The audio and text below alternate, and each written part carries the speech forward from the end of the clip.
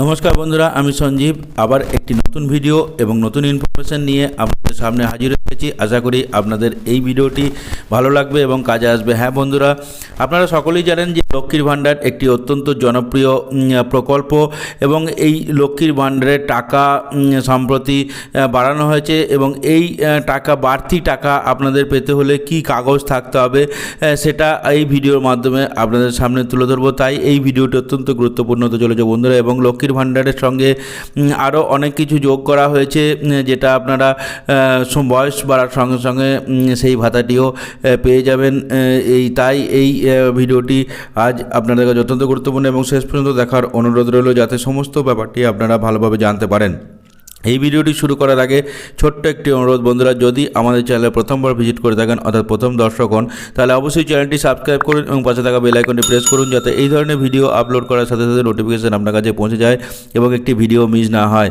এই ভিডিওটি যদি ভালো লেগে থাকে তাহলে এটি লাইক করুন এবং বন্ধুদের সঙ্গে বেশি বেশি করে শেয়ার করুন, কারণ আপনার লাইক ও শেয়ার আমাদের পরবর্তী ভিডিও বানাতে এবং এই ভিডিওটি যদি আপনার বন্ধুর কাজে আসে বা আপনার বন্ধুর উপকৃত হয়, তাহলে আমাদের এই ভিডিও বানানোর সার্থক বলে মনে করব।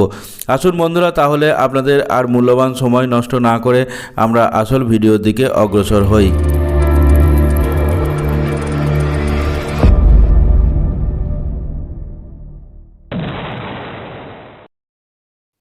লক্ষ্মীর ভাণ্ডারে 1200 টাকা করে পাবেন, তবে এই কাগজ থাকতেই হবে।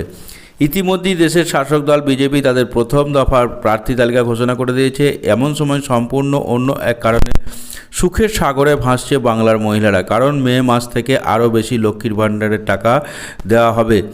দিল্লির মসনদ দখলের লড়াই নামার আগেই বাংলার মা বোনেদের মুখে হাসি ফুটেছে রাজ্য সরকার। সবাইকে চমকে দিয়ে বেড়েছে লক্ষ্মীর ভাণ্ডারের অনুদানের পরিমাণ। রাজ্য বাজেটে অর্থ প্রতিমন্ত্রী চন্দ্রিমা ভট্টাচার্য এই সুপারহিট সামাজিক প্রকল্পের অনুদান বৃদ্ধির কথা ঘোষণা করেছেন। এর ফলে সাধারণ শ্রেণীর মহিলাদের ভাতা 500 টাকা থেকে বেড়ে 1000 টাকা হয়েছে এবং তপশিলি জাতি ও উপজাতি মহিলাদের SC ও ST যারা তাদের 1000 টাকা থেকে বেড়ে হয়েছে 1200 টাকা। এর ফলে বাংলার 2 কোটির বেশি মহিলা উপকৃত হবেন।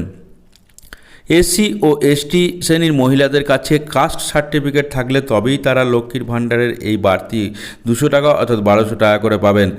অনেক দিন ধরেই লক্ষ্মীর ভাণ্ডারে ভাতা বৃদ্ধি নিয়ে জল্পনা চলছিল। মাসখানেক আগে এই বিষয়ে জল্পনা প্রশাসনের পক্ষ থেকে খারিজ করেও দেওয়া হয়। এদিকে দুর্নীতি ইস্যুতে রাজ্য সরকারের ভাবমূর্তি বেশ কিছুটা খারাপ হয়েছে। তাই লোকসভা নির্বাচনের আগে কোনো রকম একটা ধামাকা দরকার ছিল মমতা বন্দ্যোপাধ্যায় সরকারের, আর সেটাই এই লক্ষ্মীর ভাণ্ডারের ভাতা বৃদ্ধি ঘটনার মধ্যে দিয়ে।